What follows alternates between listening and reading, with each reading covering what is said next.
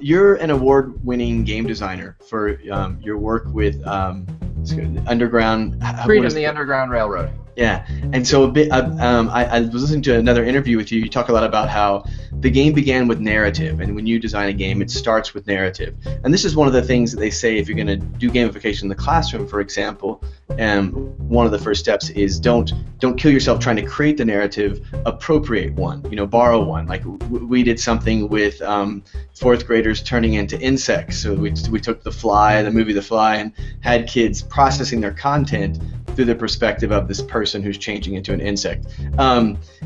Can you explain a little bit how that works? Like, where do you get the narrative, and then how do you transform narrative into a dynamic game that's going to get all these, working nodes working together?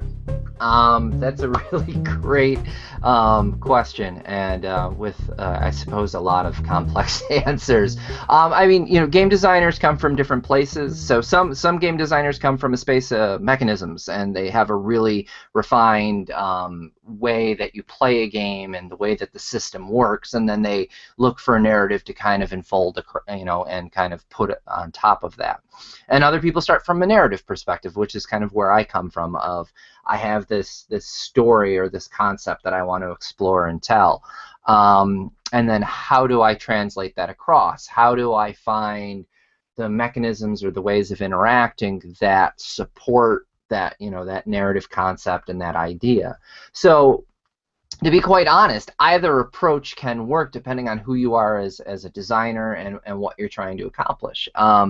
I had a friend who was a physics teacher who came up to me and said, "Hey, I'm working on quarks, and it's really kind of not my kids aren't connecting with it. Can you come up with a game about quarks?" And I was like, I don't know anything about quarks. And then I explored quarks, and they're incredibly fascinating and cool. And I looked at kind of the science of quarks and how they work and all the uniqueness and the things that happen. And then I found a way to say, all right, how can I translate that and replicate that through gameplay and through a way that's reflective of in the best way possible what happens with kind of quarks in science and how they interact in nature and how they come together and explode and combine and break down and all of those things in a way that kind of translates into a card game. And part of how do you make that happen comes from a familiarity with the medium. And if you're going to write a kids YA book, you're going to read a lot of kids YA books, just to kind of get familiar with kind of the tools of the trade and some of the ways that people are doing things that kids connect with, some of the kind of the standards. And same thing with game design. You've learned the tools and the mechanisms and the different things, and you have that as a back catalog, so that as you're saying, all right, how do I tell this narrative of the abolitionist movement and the struggle and the challenges that kind of are there, and how do I translate that into something that draws people in and engages them? And in my case, my goal was to try and create something that transcends beyond cards and bits and draws you in a way that makes what's happening a little bit more meaningful. And that's one of the great things about game and play is that it draws you in.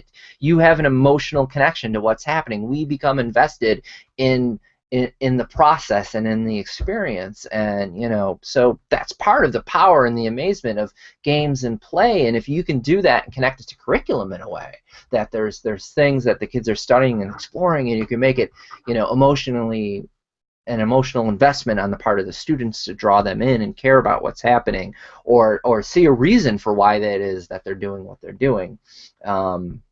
It's incredibly powerful. So it's a challenge, and there's no straight line because many different people take different perspectives on and approaches in terms of how they make that happen. For me, it was to start with a goal of wanting to tell the struggle in the narrative in as sensitive a way as I could of kind of the abolitionist movement. And I saw the power of historical card-driven games. So there's a number of great kind of historical games that are card-driven, like 1960, The Making of the President, and there's a whole coin series of games where they kind of draw in the people and the events and use them as kind of a catalyst for kind of exploring and playing and moving the game forward. So there was that space where I started from, and then I saw this wonderful woman talk, Brenda Romero, who does a lot of art installation style games. She created a game about the Middle Passage, and she created the game about the Trail of Tears and Irish.